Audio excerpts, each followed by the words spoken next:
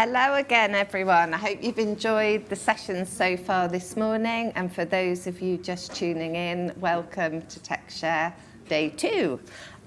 So I'm really excited to be hosting with Jane Black from Crawford Technologies. That's a good start. This fantastic panel on accelerating inclusion in higher education. So before we get started, we're just going to go around and introduce all of the panel, what they do and how that fits in with digital accessibility and inclusion in higher education. So let's start with the lovely Dr. Jennifer George. Hello, thank you. I'm Jennifer George, head of the computing department at Goldsmiths, University of London. I am in my early 40s, light brown skin, and pronouns are she, her. And you're wearing a fabulous yellow jumper this morning. I've got to mention that. It looks fantastic. Okay. Bright yellow jumper, black and white hair. Fantastic. Thanks, Jennifer. And Jane, sorry. No, that's okay. I don't own the company, unfortunately. So. Maybe soon. Maybe one day, yeah. So my name is Jane Black and I work for Crawford Technologies, and we are a software and solutions provider that work in the document accessibility space, and that's how we are working with educational institutions in that sector at the moment. I'm sure that's keeping you very busy indeed, definitely. Amelia, welcome. Hi, I'm Amelia McLoughlan. I'm the Network Director at Disabled Students UK. I am a deathly pale individual with light ginger hair, and I'm wearing some white and pink headphones along with my black rimmed glasses and a slightly dark checked shirt. I do have a background behind me that's made up of kind of a fantasy of pastel cake and sweets, if anyone's interested. But no, in this space, Disabled Students UK is a community interest company and a research institute that's led completely by disabled students, and so we write a lot of reports and do a lot of activism work around making higher education accessible. Fantastic. Welcome, Amelia. Shamima. Morning. Morning. Hello, everyone. So I'm Shamima. I work in assistive technology and higher education policy at Policy Connect, which is a cross-party think tank. I'm a South Asian woman with shoulder-length black hair. I'm wearing red, like you, Amy, and my pronouns are she, her. Welcome, Shamima. Thanks for coming today. And Susi. Hi, I'm Susi Miller. I'm a white woman with short white hair, in my early 50s, wearing a blue shirt this morning. My pronouns are she and her. My expertise is in learning and development. I've been a teacher, an IT trainer, and an instructional designer, and I've worked mainly in the public and university sector. I really specialise in accessibility for online training created with e-learning authoring tools. And it was really while I was working in the university sector that I realised just how little support there was for learning practitioners to make their digital learning resources accessible. So that really was the driver for, motivated me to start my own business, which is called eLaHub, or eLearning Accessibility Hub, and also to write a book which is called Designing Accessible Learning Content. Hugely recommend that book as well. It's so instructional, and yeah, I've got a copy at home, definitely. That's very kind, thank you. Welcome. So over to you, Jane. Yeah, so thanks for joining us, everyone, today, and thanks to our panelists as well. We think we've got quite a great cross-section of views that will come with their own experiences in what's happening in education.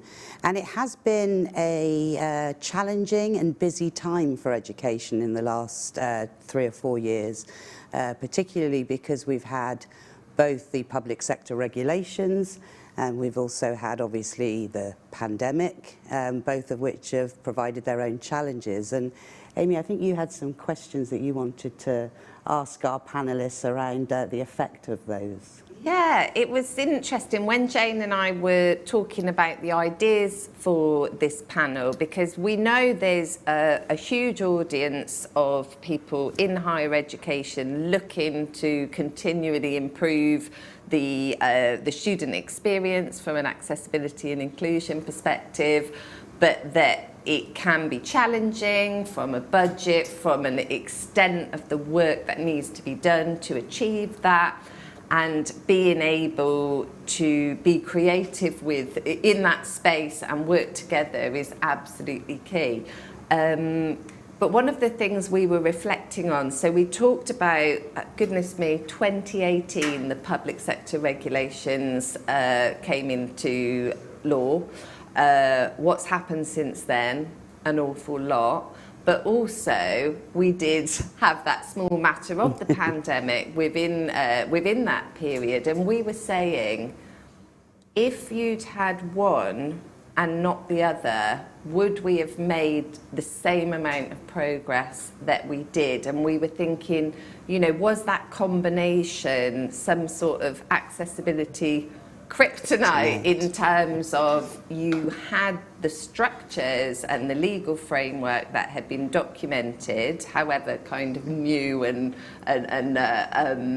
unsettled that was, and then it really was put to the test by that rapid move to online learning. So I think we were going to ask you, Jennifer, as somebody who was right in the thick of that, how that played out and whether you think that combination had merits or additional challenges. Yes, thanks, Amy, for the question. So I was across 2 different institutions in that period. Yes. So I think it started just before the 2018 when there were, cuts to the disability allowance in universities. So I was working in a different university, Anglia Ruskin at the time, and we had to put a lot of work into how do we increase the inclusive practices and reduce the individual adjustments. So there was a huge amount of work. So the 2018 was quite timely. Yeah. So that helped us kind of give it a target, what is where we should be. So it was kind of much clearer.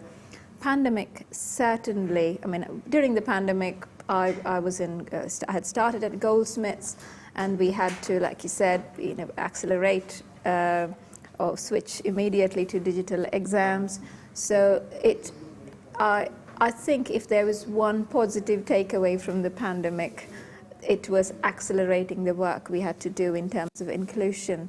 And we were thinking of inclusion not necessarily for disability inclusion, but we were looking at much wider.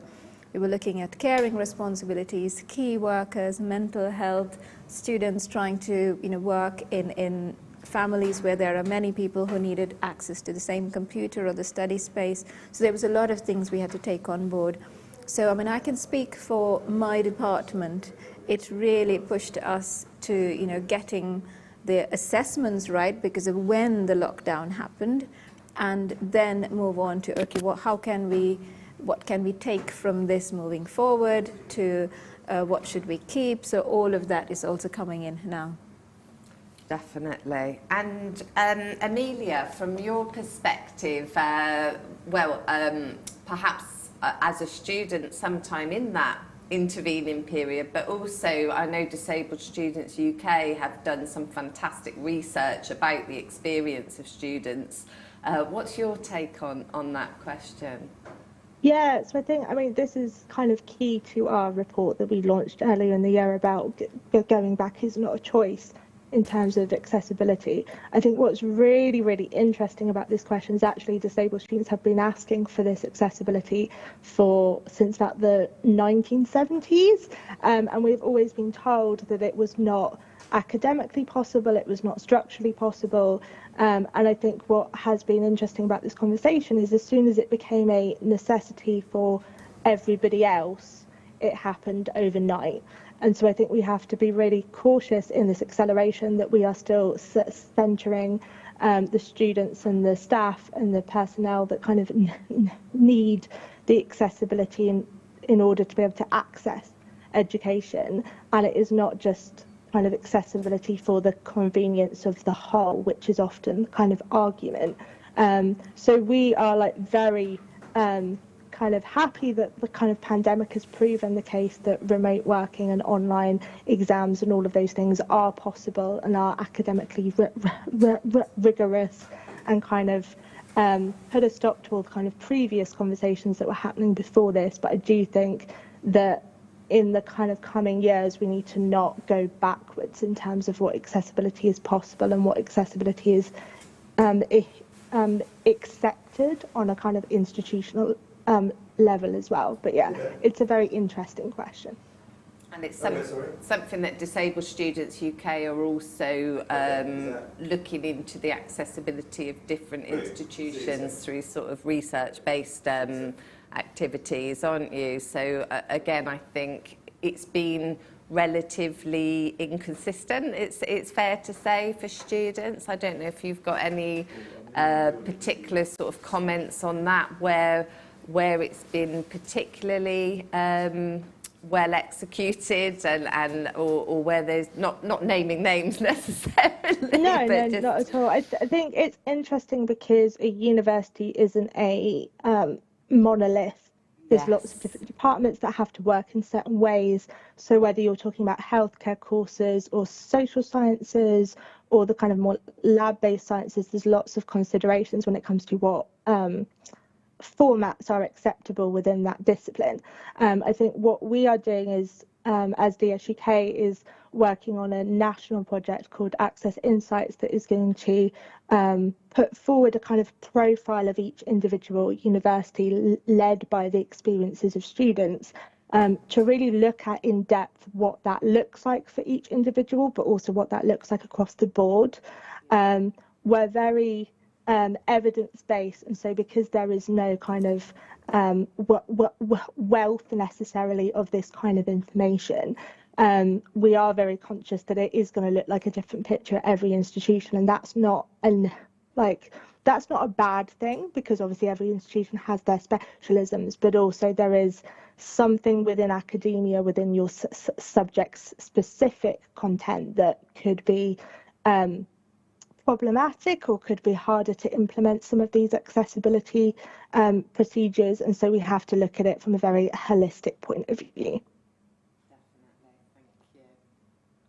Yeah, and I suppose that leads us into our next question, really. Just picking up on that point there that you made, Amelia, about universities not being a monolith, and also the sector itself as a whole not being a monolith. And Jennifer and Shamima, I'd like to come to you just to talk a little bit about something that I think is probably important in making sure that we keep the good bits of what we've learned in the last few years and accelerate those. And I guess one of the things that will make that effective is if there is effective leadership within either the institution itself, or even from a sort of guidance and policy perspective as well, to help institutions do that. So Jennifer, maybe if I could come to you first and ask you, do you think, first of all, there is effective leadership from your experience and exposure to the sector? I think I've been privileged to be the head of department, so I think I'm in a place where I can influence my department. So I've done as much work as possible in whether it's to do with the VLE or the reasonable adjustments we are able to make, the assessments and how we look at that. So I've been able to do that, but now the work is growing outside of our department as well. There's a lot of buy-in across Goldsmiths, and there is the senior management team buy-in now. So I'm working with the directors of our IT services and the director of the learning and teaching team. We've got a senior management team level sponsor who's looking at how do we implement these changes across the board to the rest of the university.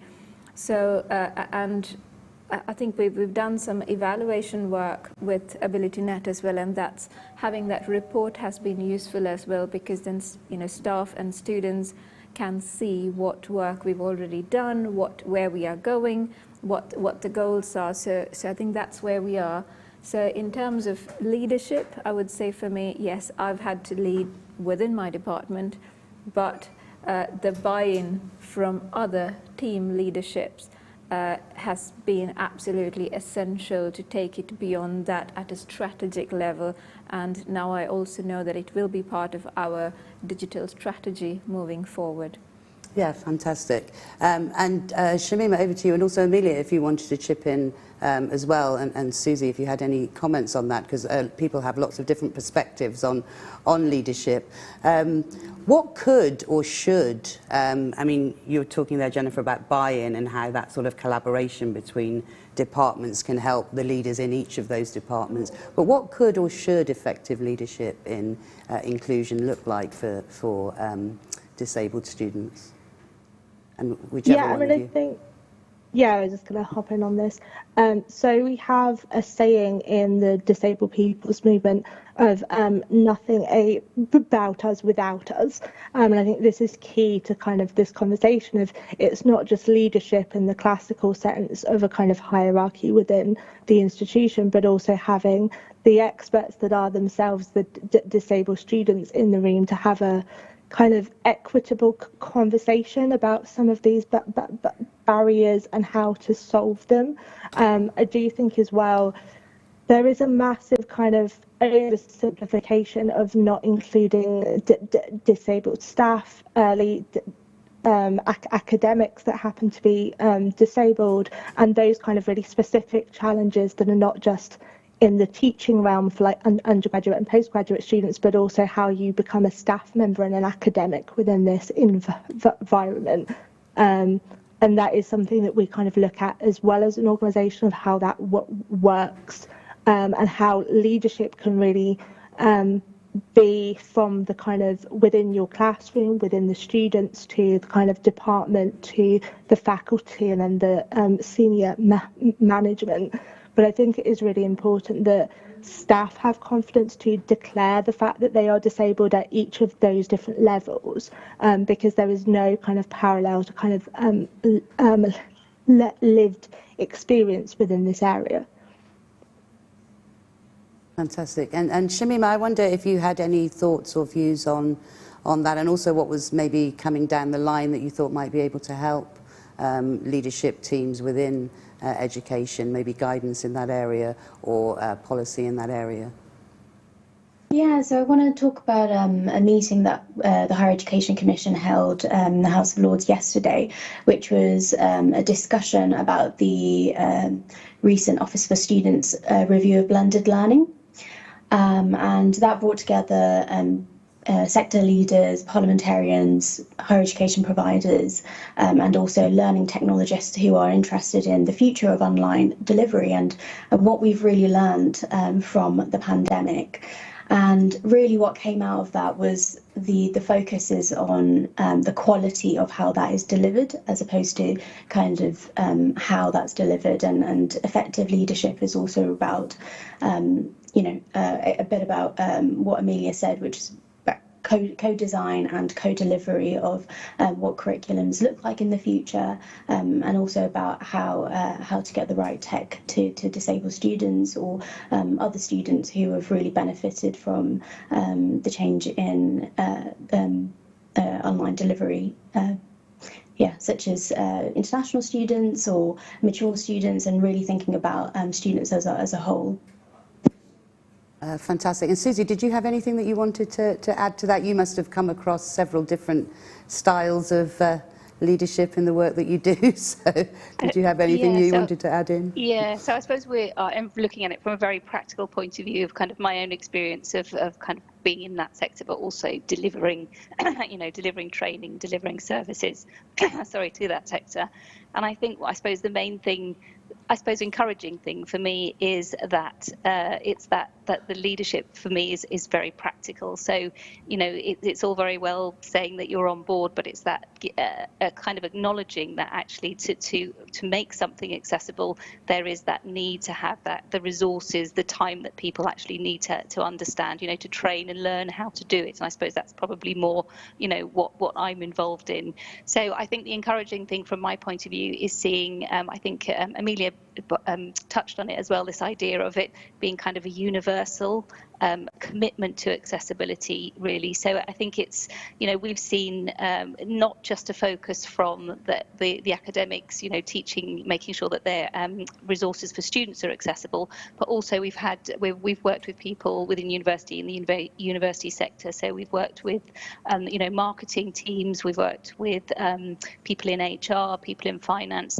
So for me, that's great because it again touches on this idea that, you know, accessibility, as I say, it's really important that we don't just say it belongs to only the students, it's staff as well that's equally important. So I think that's a really positive impact that we've noticed, that it's really become universal. And I suppose again, coming back to this idea of being practical, to see leadership is to see, actually for me, digital accessibility in action. So making sure that at every level, you know, people are making micro commitments. If you're starting with just one thing that you're doing, so even across the board, it might be making sure that your emails are accessible, or, you know, that you really are doing something and committing something that everybody can see. You know, if you're a leader, that you're also doing it yourself, you're not just kind of leaving it to everyone else to do as well. So I think for me that makes a huge difference to leadership, if you actually put your passion and your commitment into action.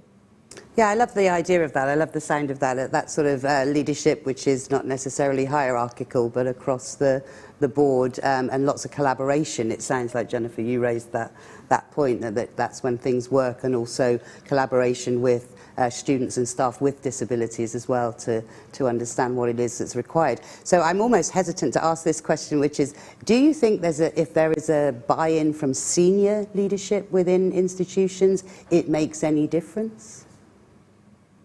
And Amelia, Susie, Jennifer, whoever would like to answer that. Yes, so I'm happy to take that one. In my case, yes, absolutely. I'd like to kind of touch on one of the points that Amelia mentioned. We did have students involved in providing us regular feedback throughout the work that I've been doing in my department. And that's all, and with the staff as well, and, you know, staff being able to say or share with students, you know, I am dyslexic, this is how I've been able to get to this place, or this is how I manage my work, and having conversations around workload and adjustments for staff. People feeling actually comfortable talking about these things itself has had a huge impact. And having that senior management sponsorship is actually quite significant, as in we can make, you know, financial commitment and as an institution and get it into the strategy. And so I feel that is quite important, but absolutely we need representation as well at every stage. Yeah, and I guess senior management can also create a space for that representation to happen. Absolutely. And I think what Susie said there really has sort of struck me, is that senior leader buy-in, the disabled students feeding in their experience, but that practical application of digital accessibility being demonstrated by everyone, senior leaders, staff on the ground, fellow students. It just needs to become common courtesy, really, doesn't it, to make those commitments and display those kinds of behaviours. Yeah, fantastic. And so I guess that sort of leads us in a little bit and to what we wanted to talk about next, which was sort of around training and resources and tools, and I guess that can come from the leadership knowledge in that area, but it can also come from other sources as well. And Susie, I wonder if I could draw on your experience and ask you, in the first instance, whether you think that there is enough knowledge or information within institutions about things like, the tools and resources that are available to them, really to help them in some of the areas that they want to address? So I think that's a really great question, and I think there's been a huge development. I think when we were talking about the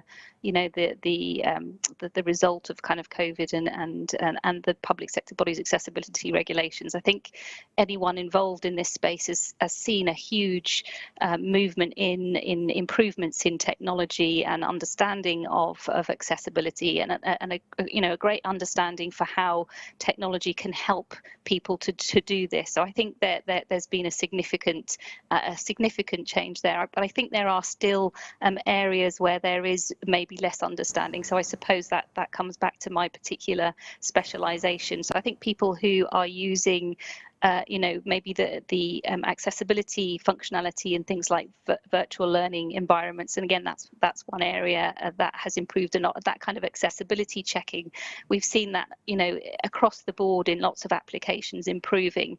I suppose my particular focus is on e-learning created using authoring tools. And that for me is an area which is actually used, it's really very prevalent. There are a lot of people using this, but it's a little bit more specialized. So it's people who are maybe, the technologists, or there might be instructional designers who are using this software.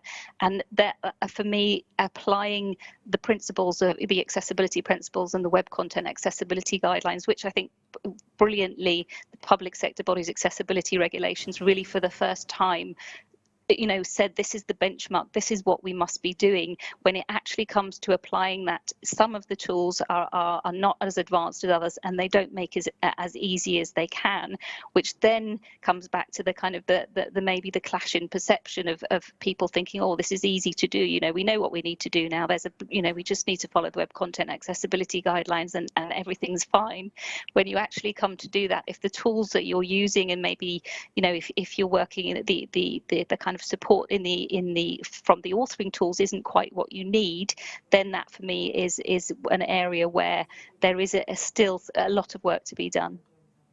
Yeah, and I would agree. I would echo that. I mean, we work in similar areas, Susie, in that we're sort of in institutions helping them to find solutions. And there is somewhat of a disconnect in our experience between, like you say, the guidelines, as in what you have to do, versus what is available to help you do it. So there's a sort of disconnect in terms of the flow of information into institutions. And I know that we work in some of what we do, we're working, like I say, specifically in the document accessibility space. So we're working with institutions to try and help them with their sort of content, so course content, marketing documents, that type of thing.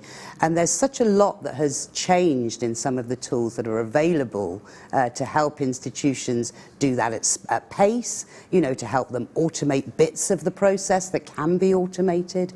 But it's just, unfortunately, it seems that there's a lack of that information getting in to the institutions themselves. So from my perspective, I think it would be great if the sort of private sector, whether be they sort of technologists or trainers or whatever, could perhaps spend, more time talking with the education sector, just to let them know what's available, what's around, and what are the benefits of some things versus others. Jennifer, I know we had a very brief conversation earlier about tools, but do you feel, as somebody who's kind of at the coalface, if you like, that there is enough information that comes in about not just what you have to do, as Susie said, but what are the things that you can use, what are the resources, be that people that you can rely on to help you with sort of training, or whether that's tools that you can use to make things easier. Do you find there's enough information coming in? I think I'd like to take a step back. Over time, we've had, the number of disabled students has grown in the university sector. So Goldsmiths, we have roughly 24% of students with disclosed disabilities, which is fantastic. But there's also been this assumption that somehow academic staff would know what these disabilities mean, what they are, how to support them. And it wasn't part of me becoming a computer scientist. or another academic member becoming, member of staff becoming a historian or anthropologist. So it's that awareness of what, and the opportunity for what is the information we need to provide for the academic members of staff, not just the information, but resource as a whole in terms of time commitment for them to learn, and also the information to what's relevant, what is it essential and why. So it's kind of a whole change or a shift in the way of approaching it. And I think that's a fairly large piece of work. So, and our staff allocated time to go and learn and adapt and use and change their material. So it's kind of the whole package there. So information can come to an institution, but whether it goes to the right place, and then is it resourced to actually be disseminated, I think we need to look at it holistically.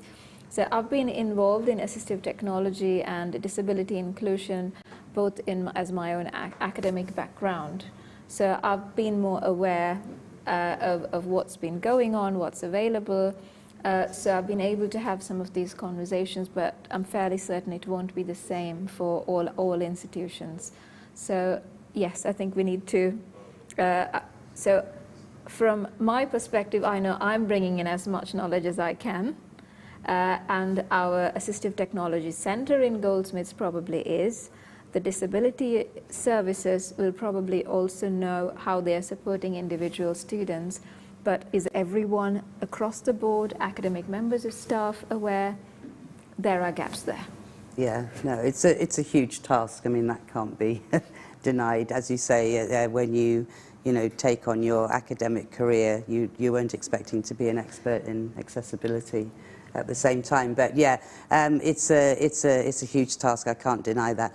But Amy, did you have anything that you wanted to on the tools side of things? Yeah, I think it's really interesting the point you make, Jennifer, around how there's an expectation, but the expectation is that it happens by magic, and I think creating that space and time to discuss, and going back to what Amelia was saying about that co-creation of learning experiences, actually the teaching and learning staff don't need to necessarily be the experts. They're working with the experts day to day but creating time and space and also compensating students for their input and support to develop those learning interactions is fantastic, and that creates as well the awareness and the storytelling, and it goes away from being arduous task that people don't have time to do to being something very exciting and creative and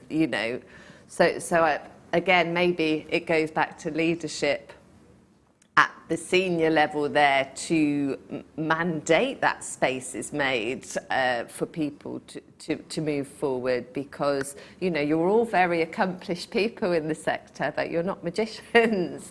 And I think the other thing, Susie was saying something and I thought, that you said about the tools that help, Susie, and you touched on the tools that are some of the way there, but there's actually quite a few tools out there that can hinder, and we all grabbed for all sorts of novel digital tools during the pandemic to engage students, but some of them hadn't been created with the widest audience in mind. And I guess it's how do we create the pressure on the people selling those tools to make it clear to users, what are the considerations, how do they need to adapt those tools to enable everybody to participate.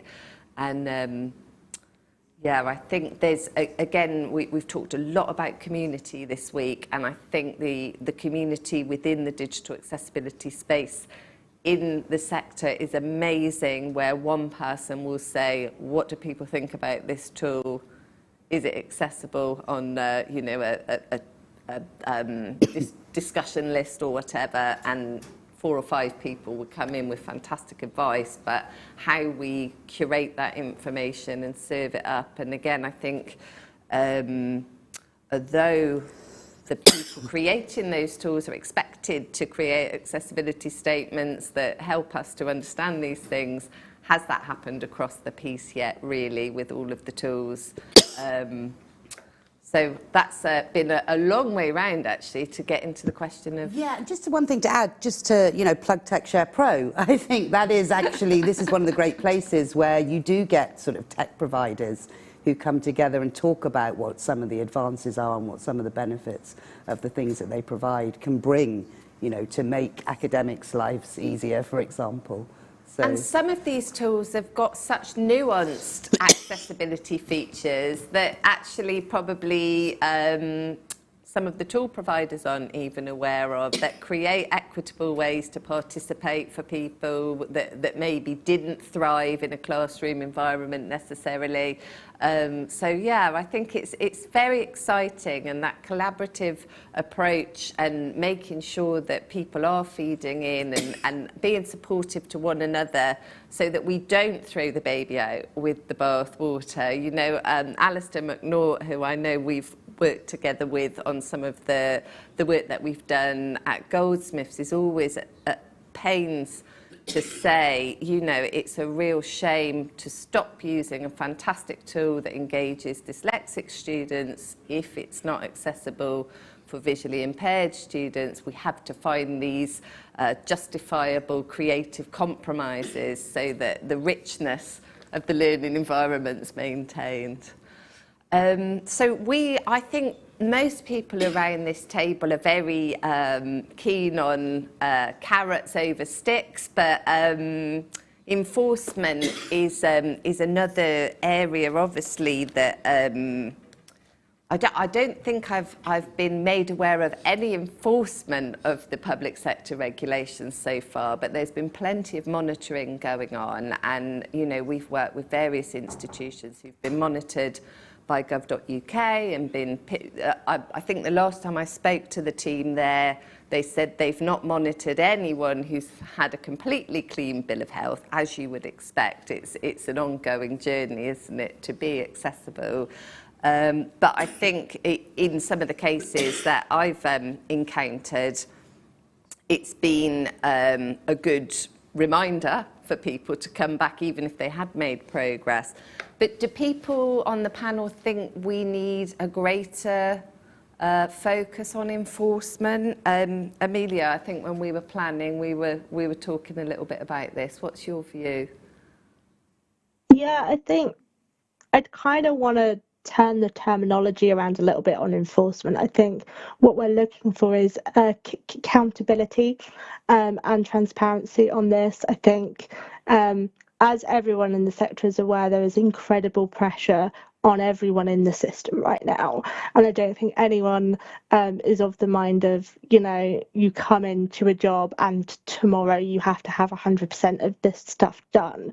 I think this comes back to my conversation around leadership and kind of staff that are disabled, because I think there is a misconception in this conversation that it is only the students that are disabled that are needing access, and actually staff who are marking work or staff who are designing programs also might be disabled people.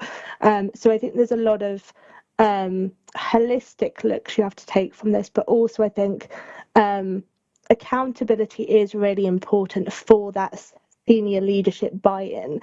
As we know, resource is not infinite, and universities do have a priority list of what they are looking for. And I think unless accessibility and intersectional accessibility is top of that priority list, giving staff kind of paid support of space, of time to be able to learn this. So my academic background is in anthropology and archaeology, and if you have spent your career at an archaeological dig for the last 30 years and then you come into teaching back again and you have to look at all this tech, that's kind of terrifying, but also that's going to require some time and some support to be able to do that, and do that effectively and do that in a way that is suitable for your discipline. So I think it's getting that accountability, and that's something that DSUK is looking at quite specifically on how we can get this information out, but also it has to be a holistic commitment, and it has to be something that's led by kind of kindness and compassion, and not necessarily seen as a problem that needs to be fixed, but an opportunity to how to make academia better and more accessible and more exciting and more creative, and all of those things that the people doing this work are really interested in, but don't necessarily have the time or space to really look into. Definitely agree with that, Amelia. I'd far rather be kind and compassionate to drive change than doing it through, because again, it's going back to that situation of you need to do this, but we're not going to give you any support to do it. And Jane, you work in the US and the UK, don't you? And I guess the US is a touch more litigious in this area. Just a tad, yeah. I mean, it's... Sorry. Yes, no, I was going to say. No, yeah, it's really interesting. So our company is global, so a lot of the work that we do is in the US.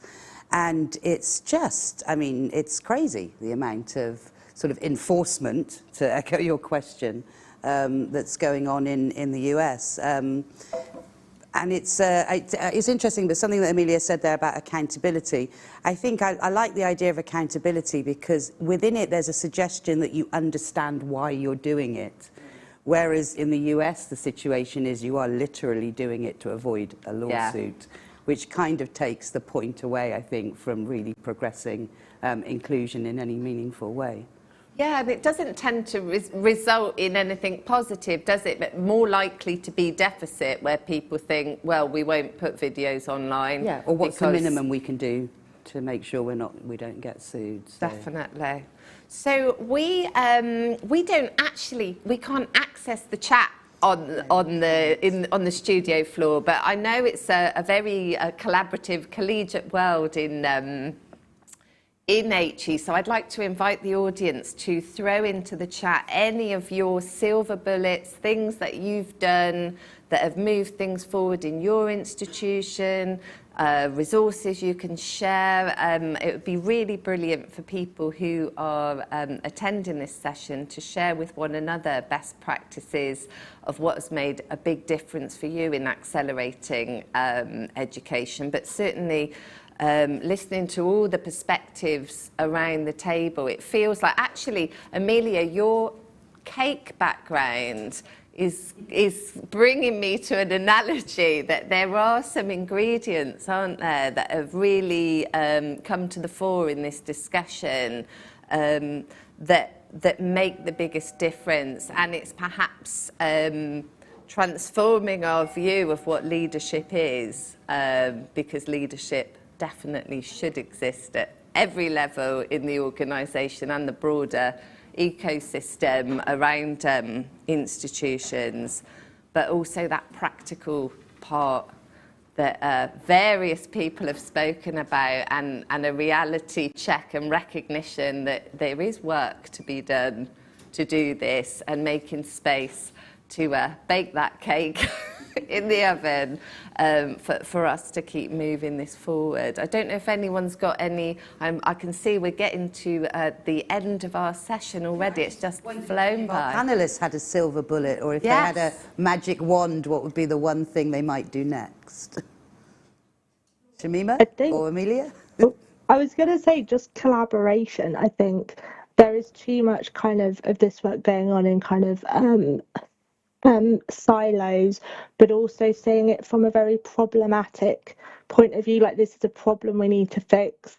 Kind of disabled students are always ones that are complaining, but those kind of narratives, when actually, you know, having inclusion and having different perspectives in the room and having different experiences gives you a lot of ways of being creative within academia. And I know that that's maybe not comfortable to a lot of people that are quite comfortable in their own sets of ideas around academia and what that should look like, but I think just keeping the conversation going and doing that in a respectful and collaborative way, whether that's, you know, you're talking about kind of intersectionality or accessibility or disability more kind of specifically, I think that's the thing that always helps. Amazing. Thank you so much. Well, I'm going to bring this session to a close before we tip over. But thank you so much to everyone for coming today. I think it's been really. I think the range of perspectives have really helped to just show that it's complex, but when you focus on it from all of those angles, there is a real opportunity for us to continue to accelerate forward. So looking forward to checking out the chat in a few moments and catching up with you all soon. And Matthew from Southampton is running a lunch and learn with practical tips, so tune into that. Thank you, everyone.